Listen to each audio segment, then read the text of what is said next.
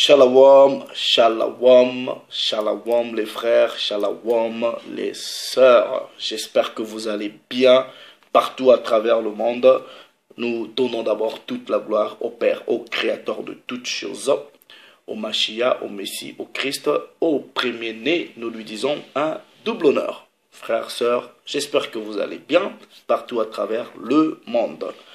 Bon, le titre de cette vidéo, c'est ma conclusion sur Dina. C'est pas l'aventure mystérieuse de Patrick Nguemandang. Ma conclusion sur Dina, c'est pas l'aventure mystérieuse de Patrick Nguemandang. Non. Beaucoup vont peut-être s'étonner par le titre, tout simplement parce que ils connaissent pas c'est qui Patrick Nguemandang. Je vais vous expliquer. Non.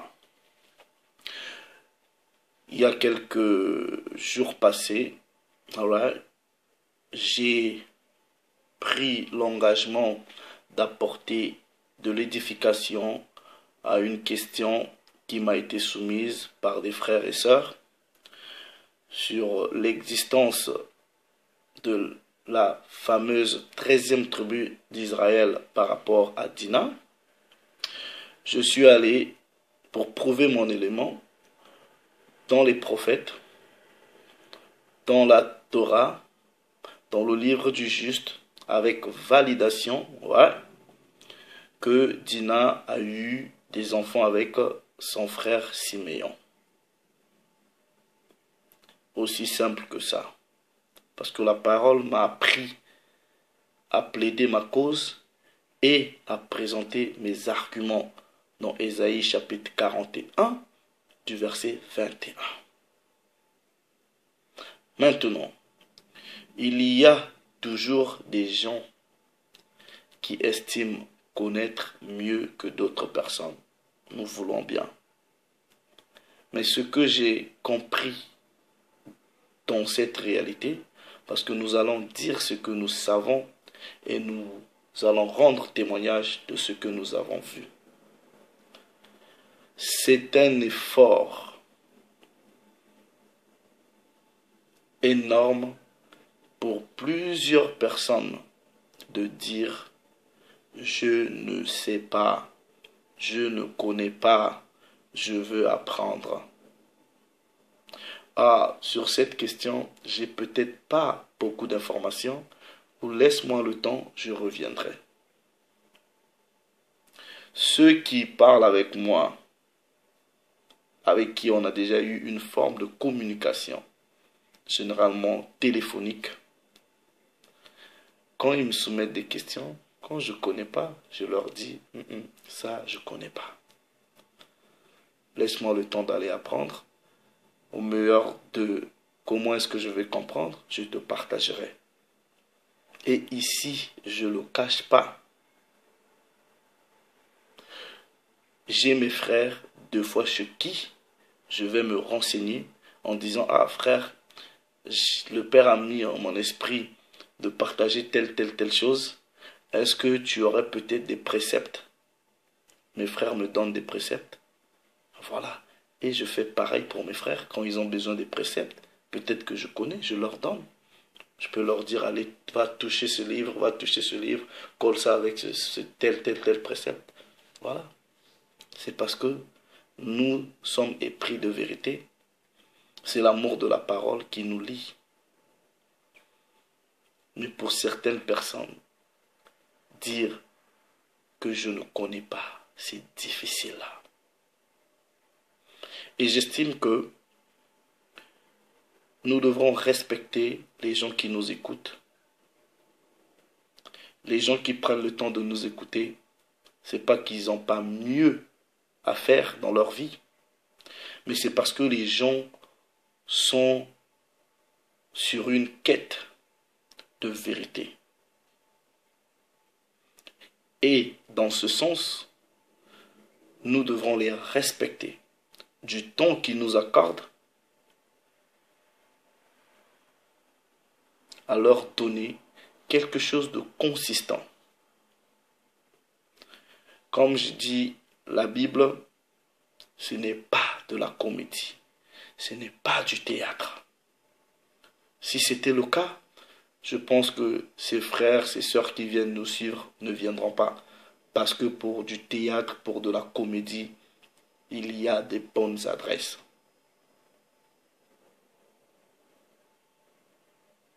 Ceux qui prétendent connaître mieux que les autres sont passés maîtres dans l'art de la diversion. Ils commencent par des titres pompeux, des titres surexcitables, des promesses creuses. Au final, ils ont maîtrisé le tourniquet. Ça tourne rond, je vais démontrer, je vais vous prouver, ça tourne rond.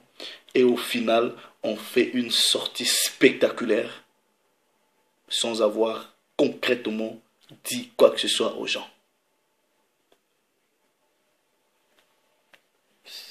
C'est la parole. Moi, je reste dans la parole. Je ne vais pas ailleurs. Je reste dans la parole. Maintenant, le faux fouillon, c'est quoi? C'est quand ces insuffisances intellectuelles sont mises à nu. Ces insuffisances bibliques, académiques sont mises à nu. Le faux fouillon, c'est faire quoi? C'est faire une chute en arrière en disant, ah ben en réalité, bah, tout ce que vous lisez là, c'est faux. Moi j'ai une bande dessinée, ben voilà, j'ai la vérité dans ma bande dessinée. Ça c'est se foutre de la gueule des gens. Et vous ramener des histoires merdiques. Pourquoi je dis que ma conclusion sur Dina n'est pas l'aventure mystérieuse de Patrick Ngemadang. Patrick Ngemadang, c'est quelqu'un qui s'est illustré dans les médias en Afrique. Et il avait ses émissions, je pense qu'il avait 2 émissions, je vais quand même vous jouer son interview, vous allez l'écouter, où il faisait des émissions d'occultisme. Mais Patrick Ngemadang a l'intelligence d'avoir de la créativité, parce qu'il créait ses personnages fictifs, mais c'était de l'occultisme. Maintenant, je dis, si le Très-Haut t'a donné de la créativité artistique, littéraire, de l'imagination, à écrire peut-être ou à penser, parce que écrire encore on ne sait pas, même à réfléchir, parce que vous pouvez, vous voyez, il y a les auteurs, compositeurs et il y a les interprètes. Donc, vous pouvez avoir de l'imagination, mais au lieu de perdre du temps de cette imagination, peut-être que, je ne sais pas, vous pouvez vous faire de l'argent en devenant, je ne sais pas, un essayiste ou quelqu'un qui écrit des poèmes ou quelqu'un qui écrit, vous faire de l'argent. Vous devrez vous rapprocher des centres culturels, des institutions culturelles, des maisons d'édition en disant, bah, j'ai quand même un travail ici, est-ce que vous ne pouvez pas me publier? Vous vous ferez de l'argent. Mais non, vous avez le courage, comme chez nous on dit, le courage, il y a Banangouba. Banangouba, c'est les enfants qui vendent les cacahuètes, les arachides. Ils sont tellement courageux. Même si vous n'avez pas besoin d'acheter, ils vont vous faire acheter. C'est-à-dire, ils foncent. Et ils foncent. Même s'il y a un mur, ils vont foncer. Même si ils se cassent la gueule, ils vont toujours foncer. L'histoire de Dina, ce n'est pas du Patrick Ngemadang. Ou quand on se sent coincé, on fait une chute en arrière en disant ben, je veux vous présenter maintenant l'histoire authentique. Quelle authentique? Il était une fois à Bongos. Bongos est un village des grands initiés. Il y avait une jeune fille qui s'appelait Dina.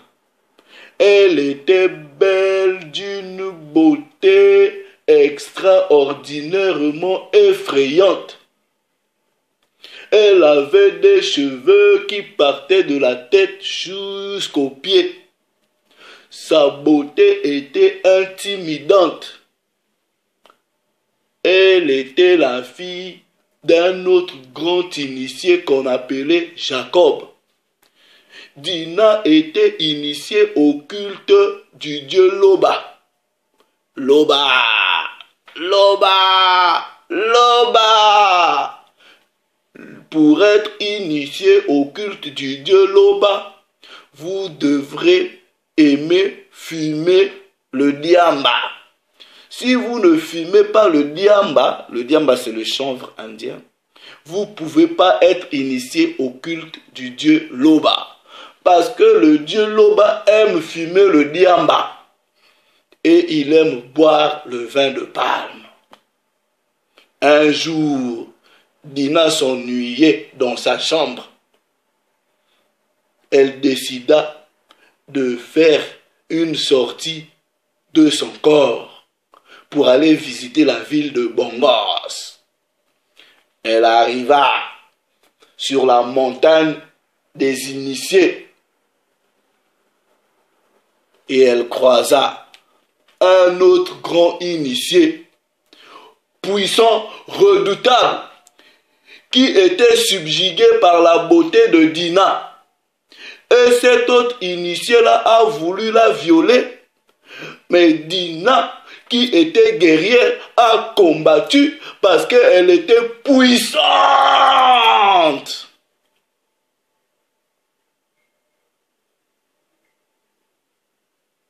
Et le combat était terrifiant.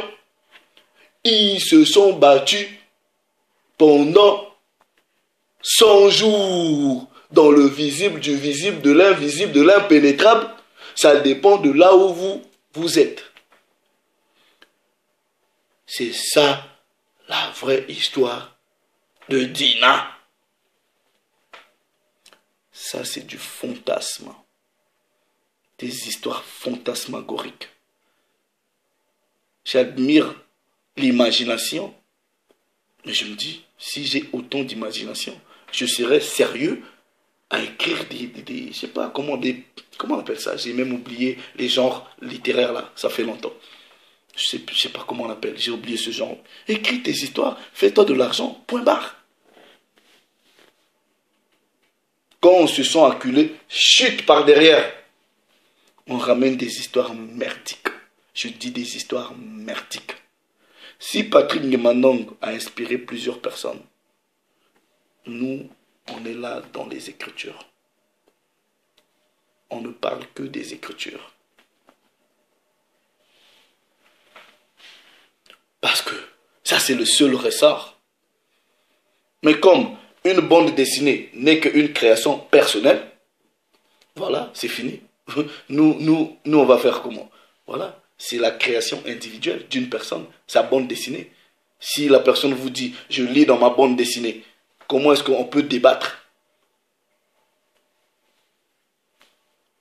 Et most of you guys, you have lost it. La plupart des gens. Je sais que vous venez, vous allez faire des vidéos contre moi. Let me tell you something. Vous voyez moi, les gars, quand vous ne faites pas des vidéos contre moi, là, je ne suis pas bien.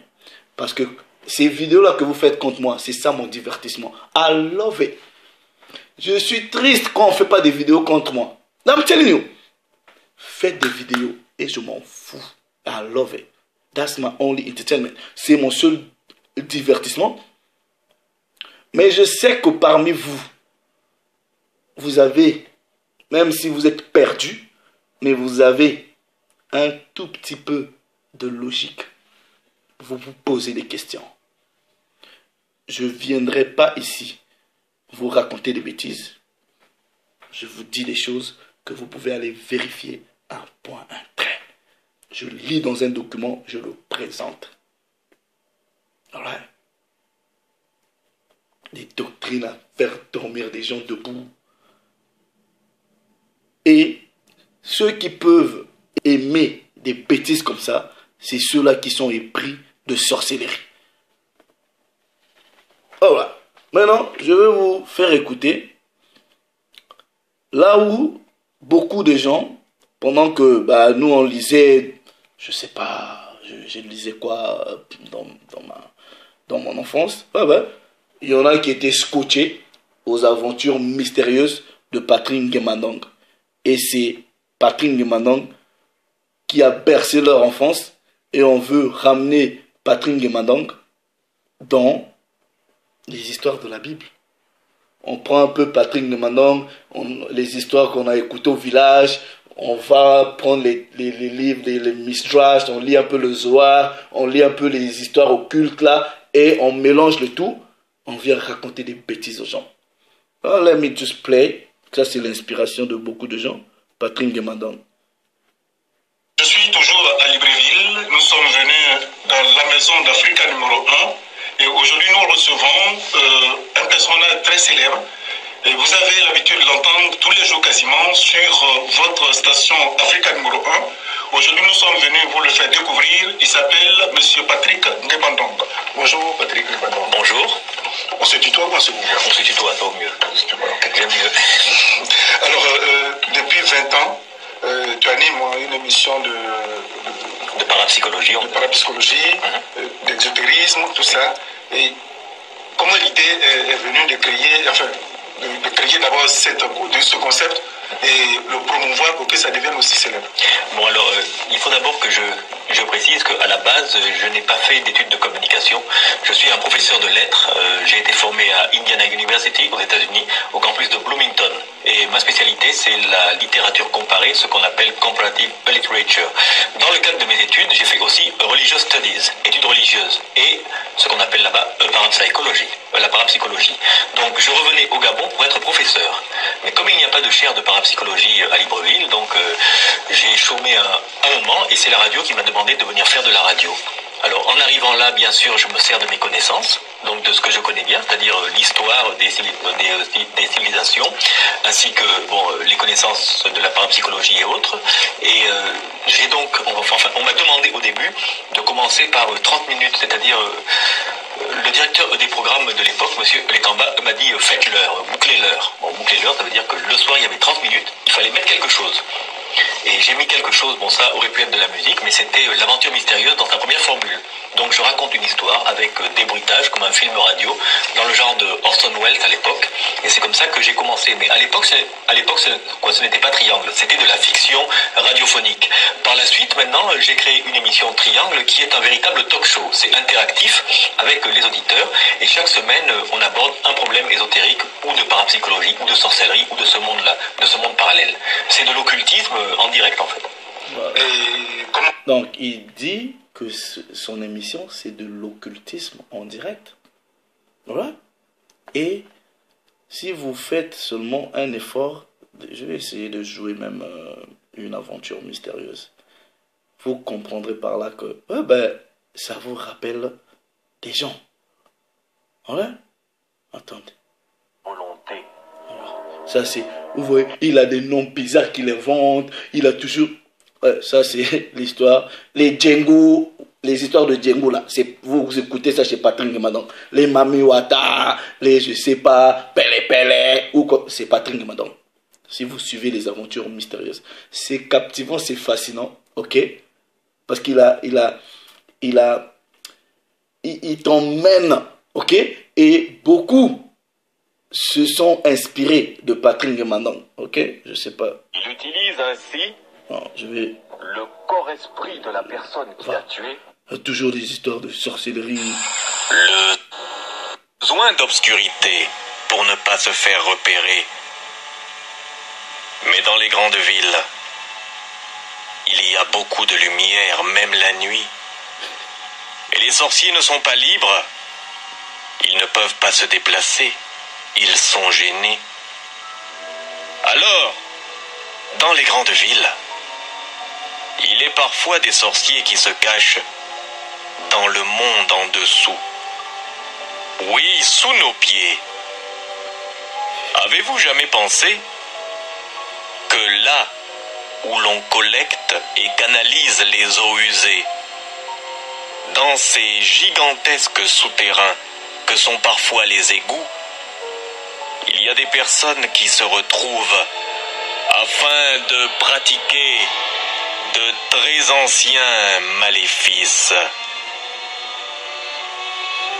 Là où il y a des grottes, des cavernes. Donc, c'est des histoires comme ça que les gens, tellement ça leur a bercé l'enfance, ok? Ils vont un peu dans les zoars, ils lisent un peu des livres bizarres et ils se disent, ah ben, si je prends ça, je mélange avec ça, That is bullshit. Vous savez ce que c'est que bullshit? C'est de la merde. Ouais? C'est de la merde. Come on, man. Et je dis à mes frères et sœurs, jusqu'à quand? Jusqu'à quand? Écoutez. Les gens vont peut-être penser, non, regardez. Quand quelqu'un fait bien, on applaudit, on dit, ça, tu fais bien. Quand tu fais mauvais, on dit, non, là, tu fais mauvais. Comme chez nous, les Congolais on dit, tu as fouté. Come on, man. Respect people. Donc, les histoires de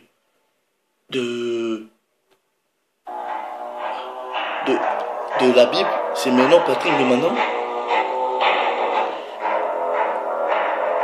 toujours des histoires bizarres de sorcellerie, initié.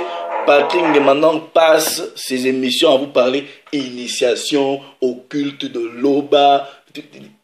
What is that? That is bullshit, man. Come on, man. Have you lost it? What's wrong with you people? Now, si vous venez, vous pensez que vous avez mieux compris que les gens, expliquez-le, donnez des preuves, édifiez les gens. Period. C'est tout.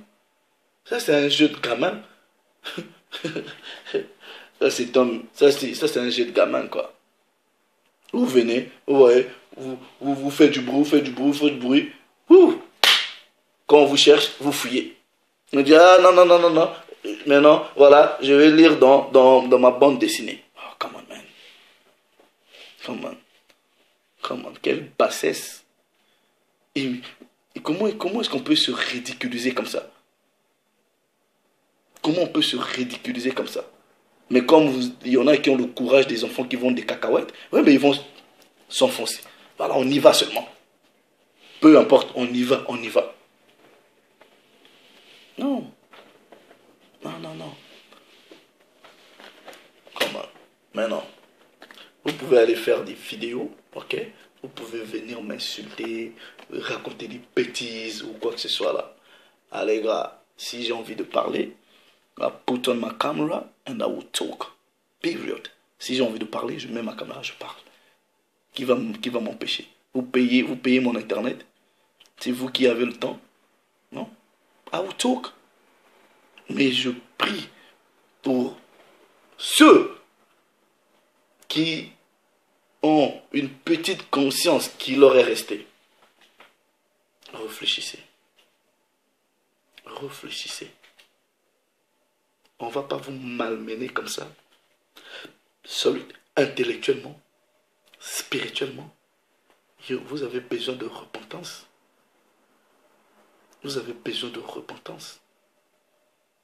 Soyons sérieux. Vous avez besoin de repentance. Et vous remarquerez sur des chaînes, ouais, vous verrez, il peut y avoir 50 commentaires, il y a peut-être 2 qui sont affichés. Parce que là-bas, là, quand ça ne va pas dans le sens du prédicateur, c'est la censure. Oui, vous pouvez vous regrouper, faites des vidéos, comme vous avez l'habitude de censurer, Vous avez maîtrisé le mystère même du découpage. Couper, Allegra. Il avait fait une vidéo, il avait dit ça, on coupe, vous avez du temps. Voilà, vous avez du temps. Et moi, je concentre mon temps pour édifier les gens sur la vérité. Je ne vais jamais insulter. Je vais apporter ma correction, ma compréhension dans la Bible. Je ne vais pas mentir aux gens. Si je ne sais pas, je dis je ne sais pas. Si je sais, je dis ce que je sais et je rends un témoignage. C'est tout. Je vais gagner quoi ici? Ma récompense, c'est l'édification de mon frère, de ma soeur, de la personne qui m'écoute. Pour la gloire du Très-Haut. Mais aussi longtemps, il y en a qui viendront raconter des bêtises. Sans preuve, sans consistance, sans solidité argumentaire. Vous allez toujours croiser des gens comme moi sur votre chemin. C'est tout. Voilà. Et, vous voyez, on dit, si je vais dire ça très exactement, on dit, ce que l'on sait bien s'énonce clairement et les mots pour le dire, je pense que arrivent aisément. Il y en a même dans leur propre bande dessinée, on sent que vous maîtrisez rien. Ça tâtonne. Ça va de gauche à droite, il y a la confusion. On sent la confusion. Parce que, vous voyez, des créations, je ne sais pas, on sent la confusion. On ne sent pas une sérénité. On ne sent pas que la personne maîtrise son élément.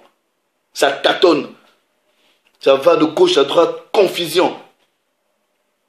Parce que, m'imaginez avoir pris le temps de recréer tous les noms qui sont ici. C'est normal. C'est normal. Confusion. Confusion. Voilà. Moi, je dis ce que je sais. Je donne mon avis. Quelqu'un d'autre peut venir dire son avis contraire. Voilà. C'est tout. Moi, j'ai des gens, je sais que tu vas m'écouter. J'ai mes travailleurs qui font des vidéos contre moi. Je ne suis jamais parti les insulter. Et des fois, je vais même commenter sur leurs vidéos. J'apprécie le travail artistique. Parce qu'il faut avoir de l'intelligence pour faire des montages. Moi, les gars, je ne me fâche pas. Si vous ne faites pas des vidéos contre moi, là, je suis triste. Parce que ma seule distraction, mon seul divertissement, c'est vous. Quand vous faites des vidéos contre moi. Mais quand même, quelqu'un comme moi, je deviens c'est-à-dire une inspiration, une bande de personnes, ou deux personnes, une seule personne, va se concentrer. Prendre je ne sais pas combien d'heures, parce que j'avais même demandé aux gens qui savent faire des montages là. Faire des montages là, ça prend combien de temps? Ils m'ont dit ça prend beaucoup de temps. Donc tu vas, tu coupes, tu coupes, tu coupes, comme vous avez maîtrisé le mystère de la coupe, puisque vous coupez même les commentaires des gens. Vous avez le temps. Nous, on a le temps d'édifier les gens dans la parole. Vous avez le temps d'édifier les gens sur la coupure, le mystère de la coupure et du montage. Vous serez peut-être plus utile à faire des tutoriels de comment on fait des montages. Ça, je veux apprendre ça. Vous ne pouvez pas m'apprendre ça. Je peux payer pour ça. Alright? Now, guys, think. Use your brain. Ok? Use your brain. Maintenant, si le Père veut, je ne sais pas, je pourrais peut-être parler d'une certaine confusion par rapport à Lévi et Joseph, tout ça là, qu'est-ce qui s'est passé. Alright? Je pourrais, si le Créateur le veut. Ce n'est pas une promesse, mais ça me tient à cœur. Si le Créateur le veut, ouais, je parlerai de ça. Ok? Les frères, ne soyez pas intimidés, ok, avec des histoires fantasmagoriques, des gens qui ont été bercés par Patrick de Mandang, ok, les histoires du village à dormir debout, de la pure sorcellerie, alright, et car racontent des bêtises. Ne soyez pas impressionnés. Ok? Depuis que ces gens-là racontent des histoires, ça a changé quoi en vous? Ça a changé quoi? Ce qui transforme une personne, c'est la loi du Créateur. Pas le spectacle, pas des gesticulations effrénées. C'est pas parce qu'on crie, on crie, on crie, on crie. Vous n'avez pas besoin de ça. Vous avez besoin de la loi. C'est la loi qui transforme. Vous avez besoin de connaître la loi, les préceptes du Créateur. Et respecter ces lois, ces préceptes, ces statuts, ces commandes. Le Père s'est encore glorifié. Shalom.